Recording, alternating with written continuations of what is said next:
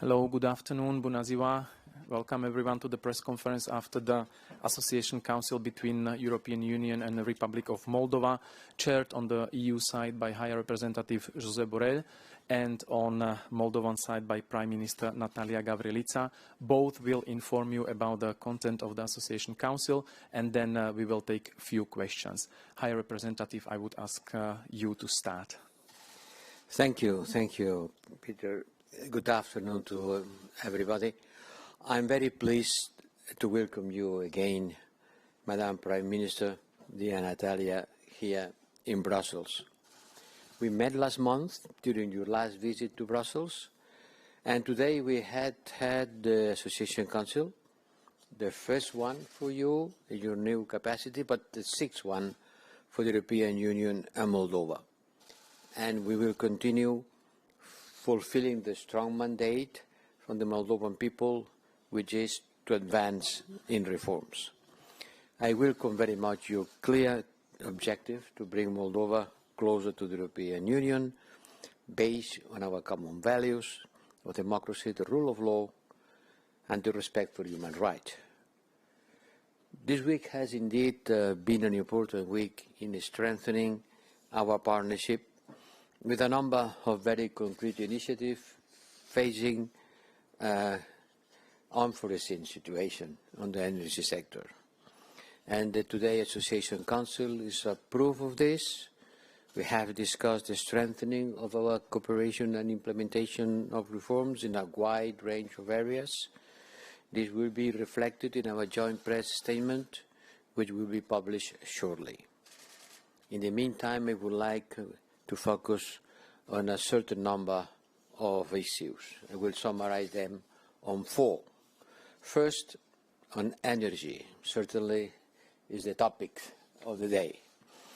Our discussions has been taking place in the context of this emergency situation in Moldova's gas sector. We see attempts by Gazprom to put political pressure in return to lower the gas prices. And we agreed with the Prime Minister on the importance of strengthening resilience against any potential efforts by third parties to use energy as a geopolitical weapon. Gas is a commodity, it's being bought and sell and bought, but it cannot be used as a geopolitical weapon. As our sign of political support, a high-level energy security consultation took place yesterday between Commissioner in charge, Simpson, and you, Prime Minister, followed by a senior officials meeting this morning, convened by the External Action Service, to discuss the situation and the European Union immediate and medium-term support to Moldova. Let me reiterate our message.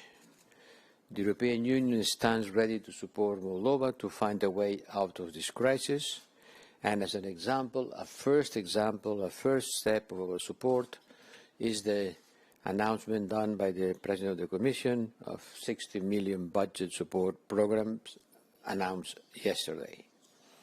It will enable Moldovan authorities to set up a support scheme for the most vulnerable people affected by this crisis ahead of the winter. The second issue that we have been talking about is reforms. We have assessed the overall progress in this regard. The clear results of the elections gave to you, Madam Prime Minister, a strong mandate to your government to implement an ambitious anti-corruption agenda, to improve the justice system, fight poverty, in line with the obligations under our association agreement. I want to stress the importance of this comprehensive reform with the justice sector and welcome the first steps already taken by your government. Here, quality is more important than speed, and is always recommended to seek expertise from local as well recognize international partners in order to rebuild trust in the justice systems. Third, foreign and security affairs. In the presence of the Deputy Prime Minister, Minister for Foreign Affairs and European Integration, Mr. Popescu, we agreed to launch a high-level political and security dialogue early next year to have a forum for more depth discussion on security, on regional cooperation, as well as cooperation in the area of common security and defense policy. And the time is especially appropriated for launching such initiative. And fourth and last is the issue of Transnistria. We reaffirm our commitment to facilitate a comprehensive, peaceful and sustainable settlement process on the basis of respect for the territorial integrity and sovereignty of the Republic of Moldova, with its internationally recognized borders, with a special status for Transnistria. All in all, I am happy to state that today's positive and forward-looking discussions have set a good basis for our working together. It will be reflected in our updated association agenda. These ambitious targets will guide our work and assistance for the next 7 years.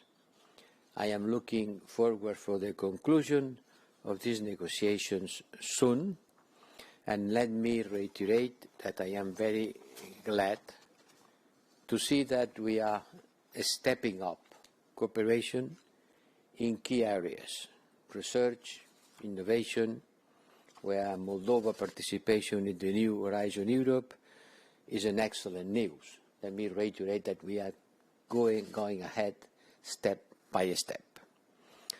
Lastly, we discuss also the Eastern Partnership, where we have been welcoming your commitment and looking forward to continue cooperation in view of the summit in December.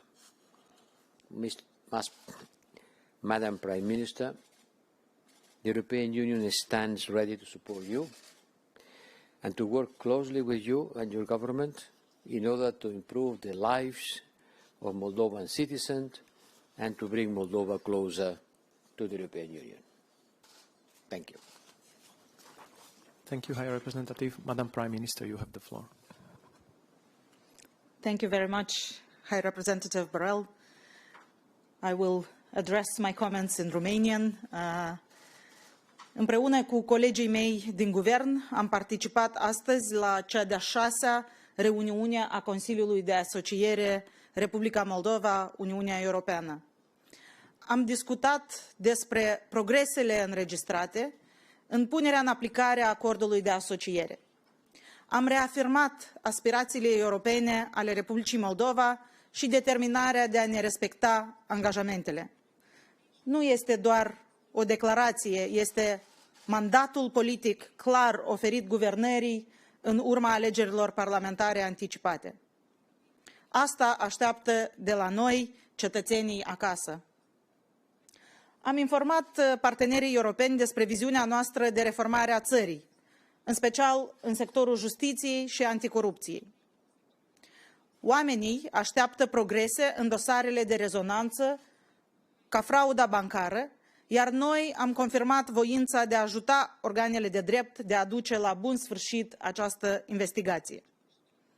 Avem deschiderea partenerilor noștri europeni pe aceste subiecte și le mulțumim pentru sprijinul acordat. Am discutat și prioritățile noastre în domeniul economic și al cooperării sectoriale. Uniunea Europeană rămâne partenerul nostru comercial și investitor principal. Lucrăm intens pentru a exporta mai multe produse moldovenești pe piața europeană în baza acordului de liber schimb, în mod special pentru a obține exportul produselor de origine animalieră. Am mulțumit partenerilor noștri europeni pentru asistența acordată țării noastre. Suportul direct bugetar și asistența macrofinanciară oferite recent de Uniunea Europeană ne ajută să menținem stabilitatea bugetară. Suntem foarte recunoscători pentru acest ajutor, la fel ca și pentru tot sprijinul oferit Republicii Moldova în combaterea pandemiei. Am simțit zilnic solidaritatea europeană exprimată prin inițiativa Team Europe sau Echipa Europei. Astăzi, când ne confruntăm cu un nou val de îmbolnăviri, această solidaritate rămâne extrem de importantă. Echipamentele medicale oferite de Uniunea Europeană și statele membre și vaccinurile anti-Covid ne ajută să luptăm cu această pandemie și salvează vieți. După cum ați spus și dumneavoastră, domnule înalt reprezentant, cea mai mare provocare pentru noi în acest moment este creșterea prețurilor la gaze naturale și asigurarea livrărilor gazelor în Moldova, mai ales în sezonul rece. Am discutat și ieri și astăzi această problemă. Chiar ieri, în timpul discuției cu Ursula von der Leyen, președinta Comisiei Europene, am primit vești foarte bune pentru țara noastră. Uniunea Europeană ne-a oferit un ajutor nerambursabil de 60 de milioane de euro pentru a ne ajuta în depășirea crizei energetice. E vorba de o sumă adițională la planul de recuperare economică și acești bani vor fi folosiți pentru a compensa cetățenilor creșterea prețurilor la gaze și pentru a-i ajuta în această perioadă de criză. Tot ieri, în cadrul întrevederii cu comisarul pe energie, Kadri Simpson, am lansat un dialog de nivel înalt în domeniul energetic pentru a discuta atât subiecte urgente, cât și reformele necesare pe viitor.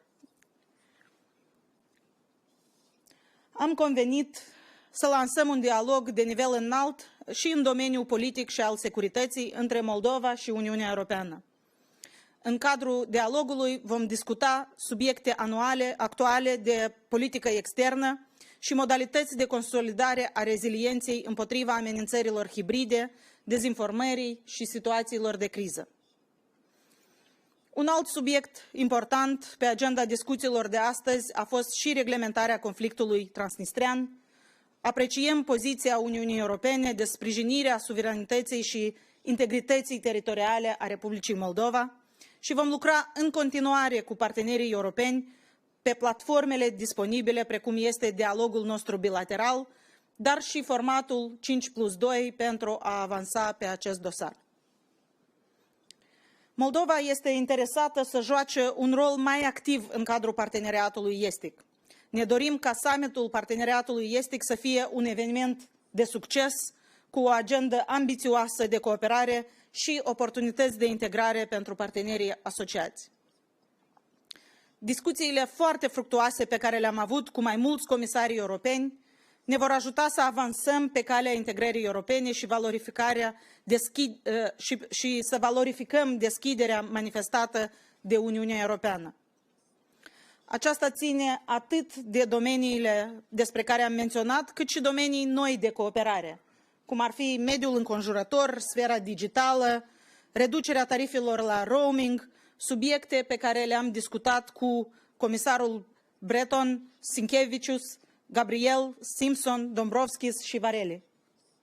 Îmi doresc ca dialogul constructiv între Moldova și Uniunea Europeană să continue să progreseze.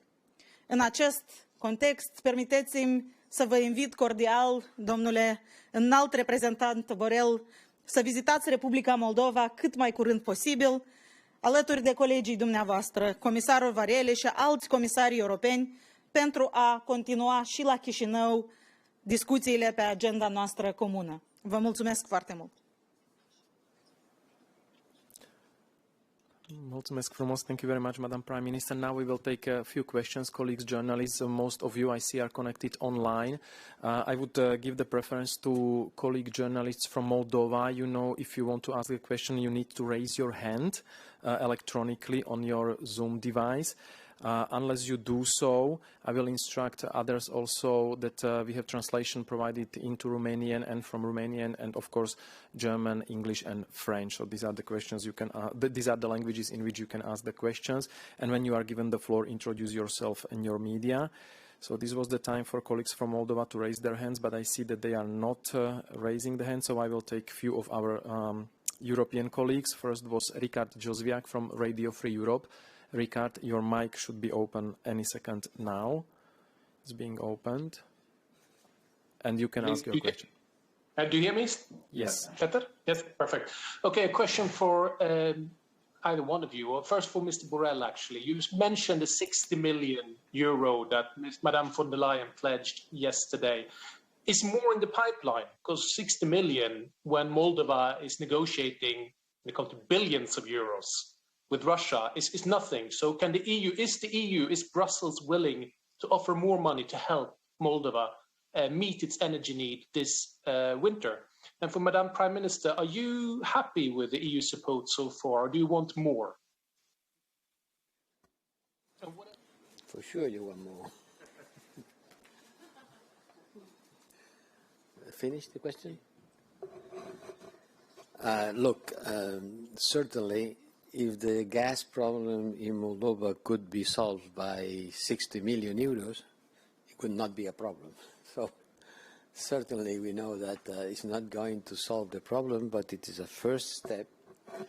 And we have to look for other kind of solutions than just financing the gap between current prices and the high prices Gazprom is asking for.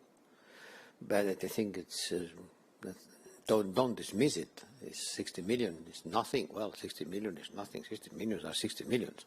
And it will be of much help in order to start building a system in order to protect the more vulnerable. The solution certainly will not come from the European Union funding all the differences between the current prices and the prices that Gazprom is asking for. There are other solutions which are more in the medium term, like developing the diversification of Moldova's energy mix, and on that we can provide resources and expertise, and increase energy efficiency, improve energy security by diversifying supply sources. Moldova has already started doing that with this supply gas coming from Poland. We will be acting in all fronts and using all the tools that we can use in order to support Moldova. Take this 60 million, which is our grants, as a first step in order to provide not only financial support, but technical support in order to face this situation.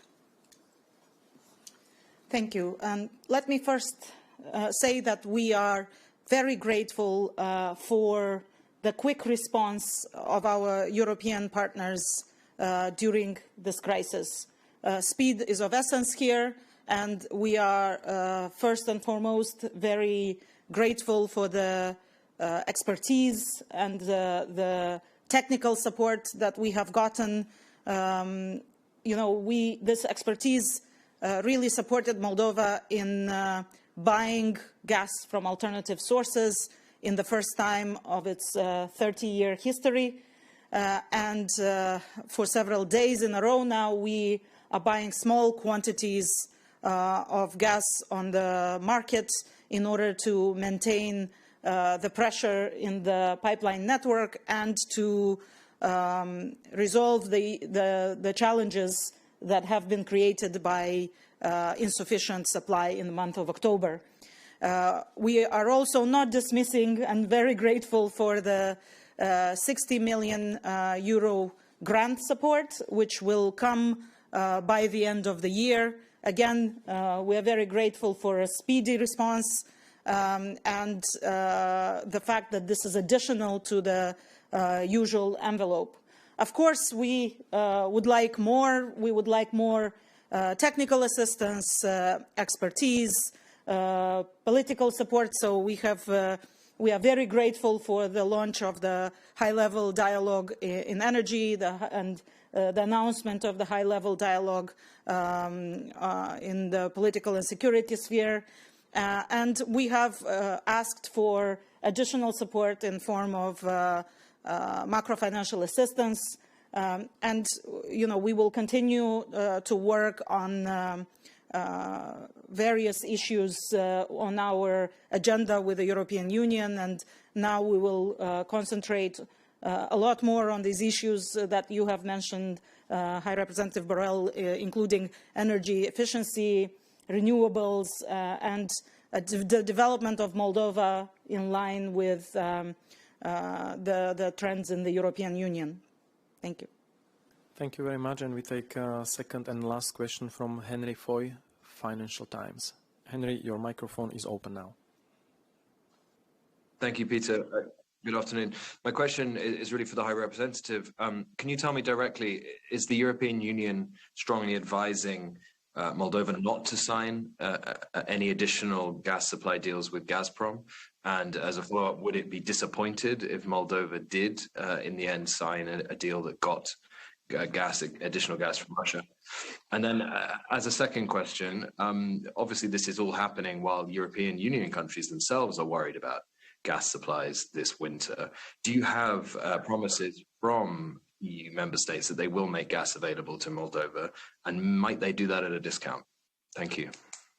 Well, certainly I will not tell to my Moldovan friends and government what do they have to do. It's a sovereign state. They are very much master of their decisions according with their interest, values, and capacity. So if they have the possibility of bargaining and having a pragmatic approach and getting better conditions for Gazprom, it's not a matter for us to forbid it. Certainly the gas issue is not just a Moldovan issue, but in the case of Moldova, it has political characteristics that has to be very much taken into account.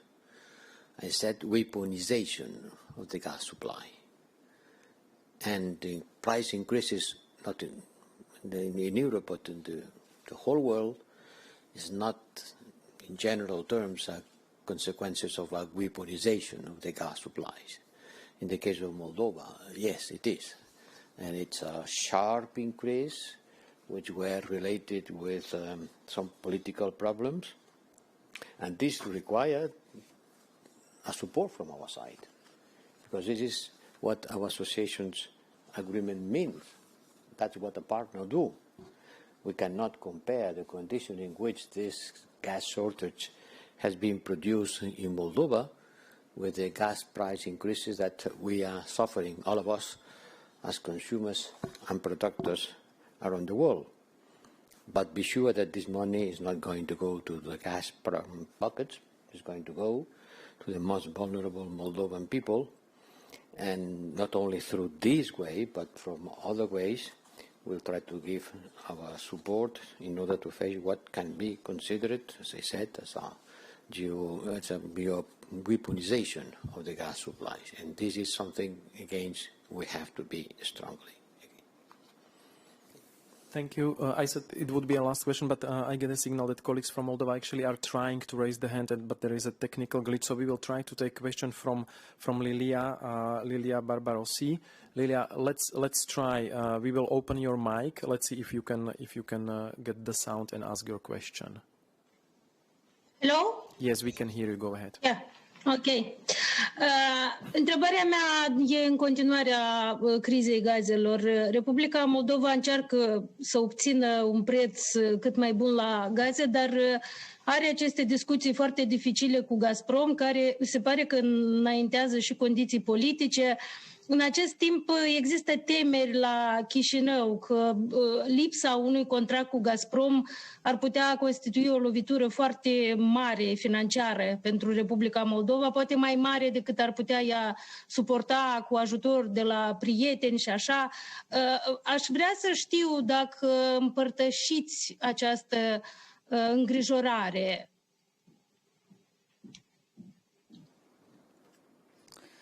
Voi începe eu prin a răspunde. Republica Moldova este interesată într-un contract pe termen lung la un preț pe care și-l poate permite. Este evident că această criză energetică a lovit nu doar în Moldova, este o creștere extraordinară a piețelor pe care și multe țări europene nu și-o pot permite. De aceea noi pledăm pentru un contract pe care să-l putem onora. Noi am avut ani de zile o relație cu Gazpromul și am fost parteneri de nădejde în toată această perioadă și acum avem așteptarea ca să purtăm negocieri pragmatice, axate pe dimensiunea economică și comercială și sperăm că aceasta se va întâmpla. Viceprim-ministru, ministrul infrastructurii și dezvoltării regionale, Andrei Spânu, se află chiar în aceste zile la Sankt Petersburg. Negocierile au loc, se înregistrează un anumit progres în aceste negocieri. În același timp, ne dorim să găsim și alte alternative pe termen lung. Vreau să subliniez aici că nicio țară nu-și asigură volumul integral de gaze naturale de pe piața zilnică de spot. Este la moment o piață care nu permite nici celor mai bogate țări să acceseze tot volumul la asemenea prețuri. De aceea, pentru noi este foarte important ca să putem găsi o soluție pe termen scurt și să putem avea capacitățile necesare instituționale și financiare pentru a găsi și o soluție pe termen mediu.